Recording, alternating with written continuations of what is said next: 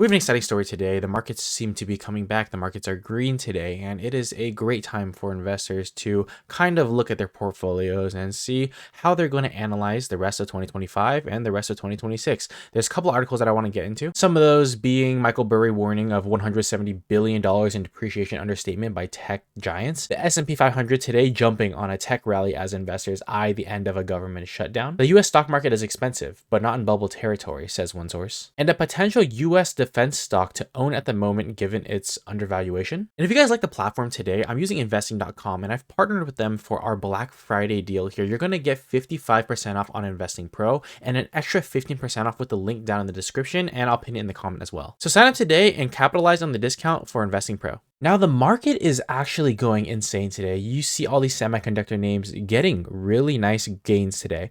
Nvidia up 5.5%.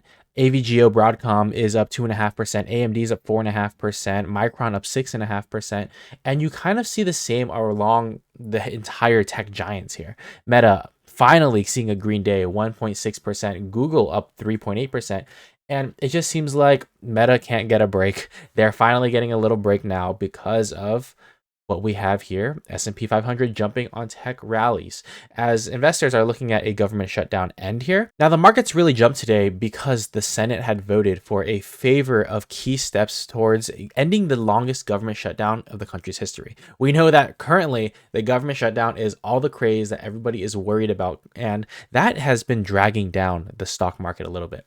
Now, that coming to an end, the Dow had rose 412 points or 0.9%, S&P 500 rose 1.6%, and the Nasdaq soared 2.3%. It's a pretty green day today in the markets, and investors are happy. Now, the Senate voted 60-40 on Sunday's test vote towards passing legislation to fund the government until at least January 30th of 2026. This is a break for many people because the government was shutting down a lot of funding, a lot of EBT out there, food stamps that people needed wasn't going to be funded by the government.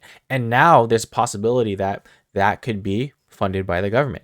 And you have millions and millions of people affected by this. There are airlines being canceled, 1,500 flights on Monday, the fourth consecutive day that cancellations have topped 1,000 as government flights cut and air traffic staff has continued to just wreak havoc with aviation. Now, this seems like a recovery after a tech sell-off here because investors were rapidly exiting their tech positions, and this was a warning for the sector that there might be some unsustainable over-optimism in AI, and we might just be hitting a bubble. Many investors, like Michael Burry, are very cautious that we might be in a bubble, which we'll get into soon, but I want to hit on one point first. Now, many people are anticipating a rate cut to happen in December, and this seems to be all the craze. Currently, traders are pricing in just over a 60% chance for a 25 basis cut next month.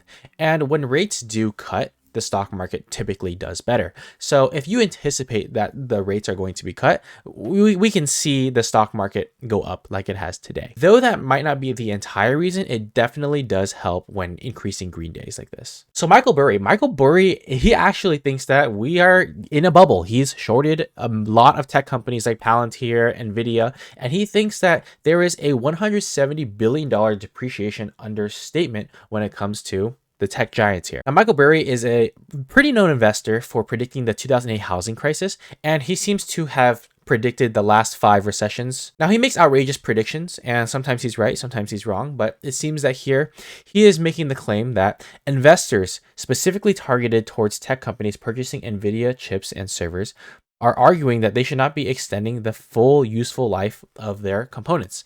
So these typically have a 2 to 3 year product cycle, and Michael Burry says that hyperscalers are doing exactly this. Now, with this claim here, Michael Burry is actually stating that the depreciation should actually be a lot higher since companies are taking a longer depreciation life cycle than 2 to 3 years, which is what it should be. He is estimating that these companies are understating the depreciation by $176 billion between 2026 and 2028. Now, by 2028, he projects Oracle to overstate its earnings by 26% and Meta to overstate its earnings by 20%. He promised more details will be coming in November of 2025. And this is a pretty big claim to make for Michael Burry. And if companies can actually extend the life cycles of their chips, of their products, then that would be great, but it's just that they're not accounting for it when it comes to the sheets. So he is making the claim that there is artificial earnings when you are looking at big companies like Oracle and Meta. I think it's pretty interesting and it's something to look into. And this is definitely something to think about when you are an investor in these companies. Are the earnings actually accurate given the depreciation cycles and the life cycles that these products might have? It's something really interesting that Michael Burry does have a pretty cool case here, and I would be interested in investigating this further. Now, the US stock market is expensive, but not in bubble territory. Now, there is a gap between the market's most expensive and cheapest shares, currently sitting at the 75th to 80th percentile. This means valuations have only been more stretched in about 25% of historical instances, and many people are paying for the stocks like they like, usually more than they usually do. This is on average a good indicator for value. It has not worked yet, and I would not say it's at bubble levels, said Asness. Now, what this article is really just saying is that valuations are stretched currently, but they're not to the point where they're at bubble territory, where we need to be worrying about the next bubble crash, where tomorrow you might see a loss of 20% in the entire markets. We are at stretched valuations, but not necessarily bubble territory yet. And I believe this. I look at companies like Nvidia, Meta, Amazon. They're not trading at extremely outlandish PEs given their growth rates. Their price to earnings ratios are usually anywhere between 30s to 40s, and currently you have some that are trading in the high 20s like Google and Meta. You also have Nvidia growing earnings at 75%, trading at a 45 forward PE. So it's not the craziest expensive valuations that we're looking at. Obviously, there might be a little bit on the higher side, but given all the growth that we've seen in all of these data center GPUs and all of the ad generation behind big tech, the valuation might just be justified. And lastly, I wanted to get into the US defense stock to own at the moment, says Bernstein. This article is actually an exclusive for Investing Pro, and if you want to see more stock picks that people are looking at and just put stocks on the radar, more articles you're able to read, sign up for Investing Pro. You have that optionality to look at these reports here, and that's going to be a great opportunity for you to seize. Now, the firm has reaffirmed its bullish outview on the major US contractor, calling it its firm's top pick in the sector, highlighting its strong alignment for the Pentagon priorities and consistent execution. This stock pick is L3 Harris Technologies, or ticker symbol LHX, saying that the company's outlook has strengthened as it continues to post solid results and raise guidance. Their third quarter adjusted earnings are about $2.70 per share, beating the consensus, with revenue of $5.6 billion exceeding estimates as well.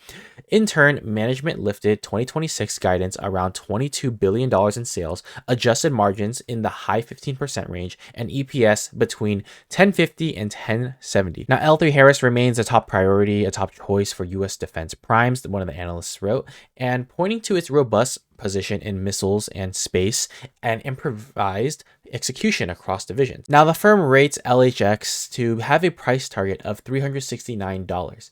And currently the price is at $297. So it's a sizable return from where it is today. Now, the defense company has also raised their target for annual run rate savings of $1.5 billion by the end of 2025. And free cash flow is expected to steadily increase along with earnings as CapEx is targeted at 2 to 2.5% of revenue. The private equity firm forecasted 5.3% annual revenue growth and 7% growth in operating income through 2026. Now, that's adding to the company's large share of price fixed contracts that could boost profitability. Now, the stock is up 38% year to date, and how much more can it really go?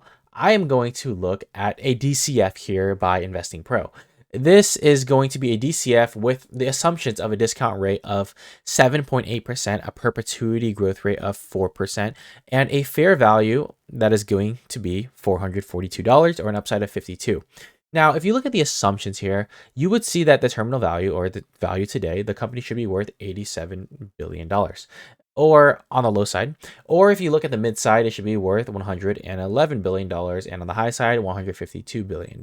Now, let's say you think that 4% is a little too high, 4.5% is too high for a perpetuity growth rate, and let's go with 3.5%, which is pretty standard for large scale companies like this. If you go on the low side of $87 billion of terminal value, that is calculated through an exit multiple for revenue of 3.2x and an EBITDA multiple of 21x. And if you take a look at this low perpetuity growth rate here of 3.5%, giving us a terminal value of $87.5 billion, you'll see that the undervaluation is about 17.5%. So today it should be worth 17.5%, a little bit higher than where it is. There's also these cool reports that I'm opening up here that I like to see where the company is heading towards in the future. Some of the things that are interesting when you look at a pro report like this is that you can see the financials of the company and where they generate all of their revenue and where is that going to lead in terms of net profit or the bottom line at the end.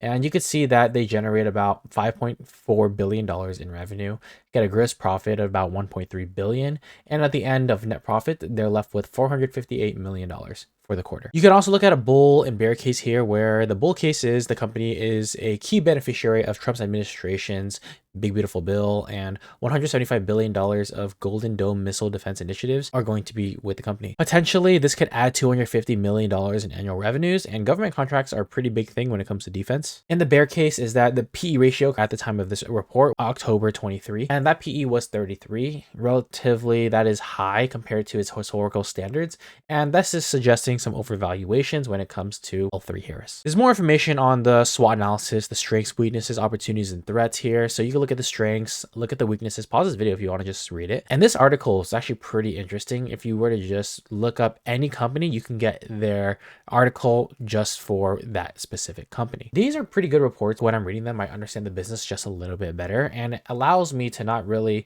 sit through entire investor calls, even though that is fun and that's entertaining and it's probably very much more constructive than this, more detailed.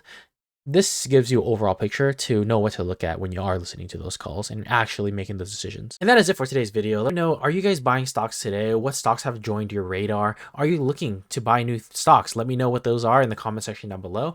And we are running that Investor Pro 55% off for Black Friday with an additional 15% off with the link in the description. Thank you guys so much. I'll catch you in the next one. Peace out.